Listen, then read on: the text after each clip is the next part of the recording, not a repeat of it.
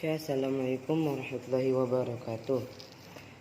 Sebelumnya yang pertama-tama yang saya hormat kepada Abi Hanif dan Umida selaku pengasuh pondok Seperkem Narada Hanifida, dan kepada guru-guru saya yang saya cintai, dan tidak lupa pula kepada kedua orang tua saya yang telah mensupport saya.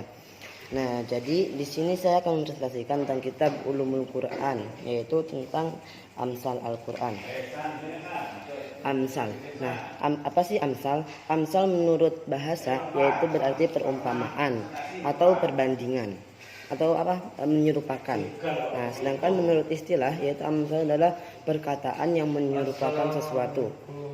Nah, menurut Mana Al-Qotan, nah jadi amsal itu adalah menyerupakan sesuatu dengan sesuatu yang lain. Nah, jadi kesimpulannya amsal itu adalah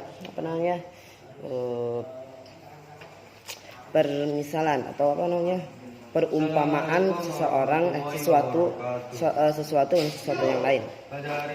Nah, kemudian macam-macam amsal. Macam-macam amsal ada 3. Yang pertama amsal musarrohah, amsal kaminah, dan amsal mursalah. Nah, apa sih amsal musarrohah? Amsal musarrohah amsal yang di dalamnya terdapat tasbih. Tasbih. Nah, jadi contohnya itu misalnya itu dalam surah Al-Baqarah ayat 17. Masaluhum kamasalil ladzi istauqada nara falamma adaa'at ma hawlahu dhahaballahu binurihim wa tarakahum fi dhulumatin la yubsirun summun bukmun umyun fahum la yaqilun aw qasaybin minas samaa'i fihi dhulumatun wa ra'dun wa barq yaj'aluna asabi'ahum fi adhanihim minas sawa'i kadral maut wallahu muhitun bil kafirin. Yang artinya perumpamaan bagi mereka adalah masaluhum kamasalil ladzi istauqada nara. Perumpamaan bagi mereka itu adalah seperti orang yang menyalakan api. Kemudian di sekitarnya itu telah terang dan Allah mengambil cahayanya itu. Nah, jadi pokoknya tidak jelas. Itu tidak baik untuk kita. Dan harus merupakan. Nah, jadi seperti yang telah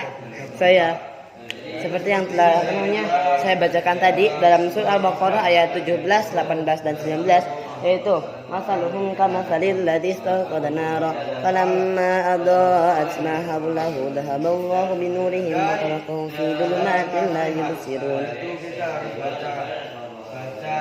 Nah, jadi perumpamaan seseorang kamasaluhum kamasalil ladzi istauqada nara. Perumpamaannya itu pokoknya seperti seseorang yang menyalakan api. Kemudian apinya itu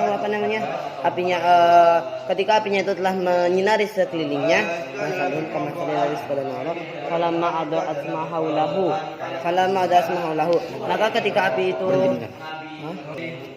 Maka ketika mereka telah menyalakan, nah terus di samping-sampingnya itu udah terang, nah terus Allah itu mengambil cahayanya, terus mereka berada dalam kegelapan. Nah, kemudian summum bukmun umyun fahum la yaqilun. Mereka itu buta, tuli,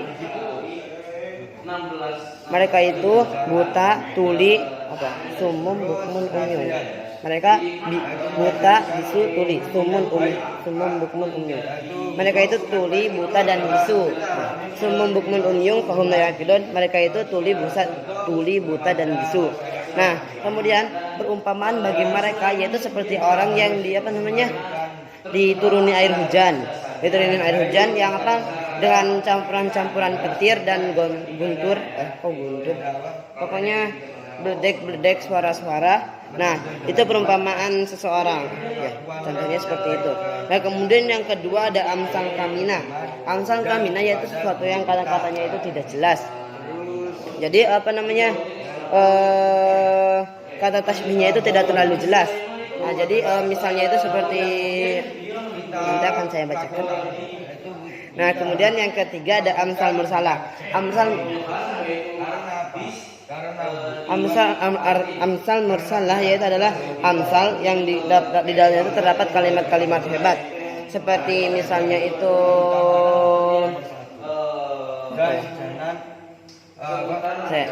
Seperti di dalamnya itu kalimat-kalimat yang hebat. Ya pokoknya di dalamnya itu terdapat permisalan yang berisi kalimat-kalimat hebat. Nah kemudian coba yang terakhir, apa sih urgensi atau apa namanya manfaat kita tuh apa menghafal, mempelajari amsal Quran. Nah jadi yang pertama itu untuk menonjolkan yang makul. Apa itu yang makul? Saya katakan. Nah pokoknya gitu. Kemudian yang kedua itu untuk menyingkapkan hakikat-hakikat. Kemudian yang keempat itu yang ketiga itu untuk mengumpulkan makna-makna yang indah. Nah yang keempat itu mendorong seseorang agar berbuat suatu kebajikan. Nah jadi misalnya itu seperti apa namanya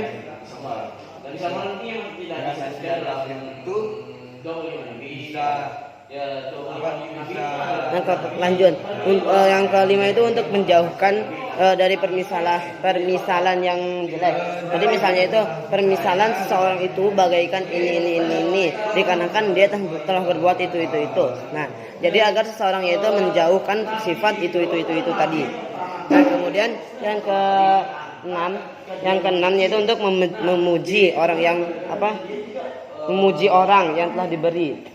Nah jadi misalnya itu apa namanya permisalan orang-orang yang telah menginfakkan sedekahnya, yaitu seperti apa sebuah biji yang ditanam kemudian tumbuh. Nah ketika tumbuh itu, nah tumbuhannya itu dapat biji lagi, tanam tumbuh, biji tanam tumbuh, biji tanam tumbuh gitu terus.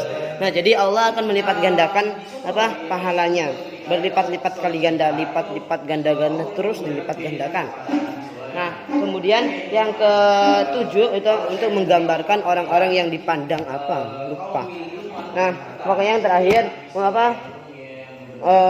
berpengaruh bagi jiwa. Ya oke. Sekian saja dari saya, kurang lebihnya mohon maaf. Wabillahi taufiq. Wassalamualaikum warahmatullahi wabarakatuh.